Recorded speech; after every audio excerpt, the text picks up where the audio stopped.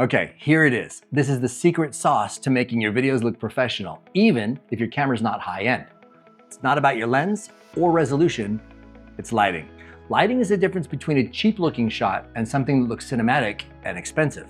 So cinematic lighting is about more than just making your subjects visible. It's about creating mood, depth, and focus.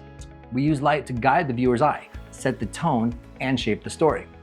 So let's start with the two types of light that you're going to work with: natural and artificial. Natural light. Natural light comes from the sun. It's free and it's beautiful, but it changes constantly. It's great if you plan around it, and the best times to shoot are golden hour, early in the morning, or right before dark. Artificial light. Artificial light is controlled. It's the same every time you shoot. It comes from LED panels, lamps, and softboxes. They require setup, but they give you full creative freedom.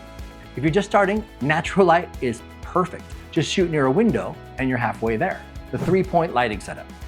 Now this is the most classic lighting setup. It's used in interviews, films, YouTube videos, literally everything. Number 1, there's a key light. The key light is your main light source. It's usually placed at about a 45-degree angle from your subject. It creates shape and shadows. Number 2, there's a fill light.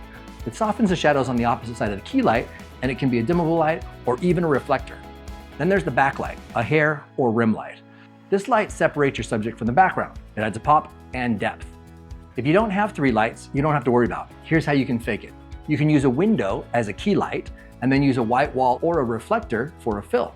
Clip a cheap LED light behind the subject as a hair light. Next up, soft versus hard light. Soft light gives gentle shadows and flattering skin tones. A hard light gives you sharp shadows and a really dramatic feel.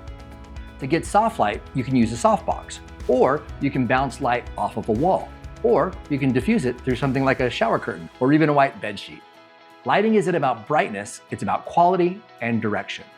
Now let's talk color, specifically color temperature. Color temperature is measured in Kelvin, K. 5600 K is daylight. It's cooler and it's bluish. Then there's 3200 Kelvin, which is tungsten. This is warmer and more orangish. Mixing color temperatures makes your image feel off, so you really want to match your lights or use gels to balance them. Now the Nikon Z8 that I use handles mixed light really well, but I still try to control my color environment to keep things clean. Now you don't need a $1,000 lighting kit to get started. Here's some budget options that are going to work great. Small LED panels like Aperture, Amaran, or Godox. You can use clamp lights from a hardware store, a white reflector, or a piece of foam board. You can use a table lamp and put a daylight bulb inside of it. So let me show you a few different lighting setups that you can do right now. A window plus a reflector. This is zero-cost interview lighting. One light only, moody or YouTube vibe. Practical lights in the background gives you a warm cinematic environment. Lighting is like painting. Use layers, be intentional, and experiment. You'll be amazed at how much control you can create with very little. If you've ever thought your footage just looked I promise you, it wasn't your camera. It was definitely your lighting. Next up, we're going to dive into audio and why it's secretly just as important as your visuals. If this helped you even a little, hit subscribe. I've got a full playlist walking you through every step of becoming a confident filmmaker, and if you want my free downloadable gear guide, the link is right below.